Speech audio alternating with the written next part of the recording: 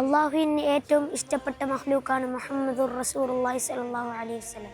അതുകൊണ്ടാണ് അള്ളാഹു പറഞ്ഞത്, വറഫഅനാ ലക ദിക്റക്, അങ്ങേ പറയലിനെ ഞാൻ ഉയർത്തിയിരിക്കുന്നു നബിയെ. സദാസമയവും ഈ പ്രപഞ്ചത്തിൽ മുഹമ്മദ് എന്ന നാമം മുഴങ്ങിക്കൊണ്ടിരിക്കുന്നു.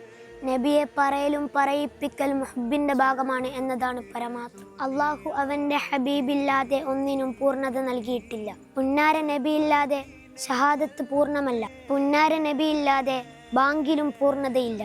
അവിടുത്തെ പറയാത്ത നിസ്കാരത്തിലും സ്വീകാര്യതയില്ല. മുഹമ്മദ് നബിയെ പറയാതെ ഒരു അമലും അള്ളാഹു നമ്മെ പഠിപ്പിച്ചിട്ടില്ല. അള്ളാഹുവിൻ്റെ റസൂലിൻ്റെ മഹത്വത്തെ അബൂജഹൽ ഉൾക്കൊണ്ടില്ല. അതുകൊണ്ട് തന്നെ ഈമാൻ ഉൾക്കൊള്ളാൻ സാധിച്ചതുമില്ല.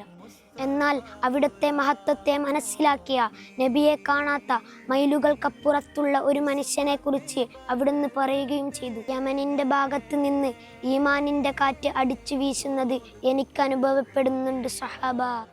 പ്രിയപ്പെട്ടവരെ, ഈമാനിൻ്റെ മാനദണ്ഡം മുഹബ്ബത്തുർ റസൂൽ തന്നെയാണ്.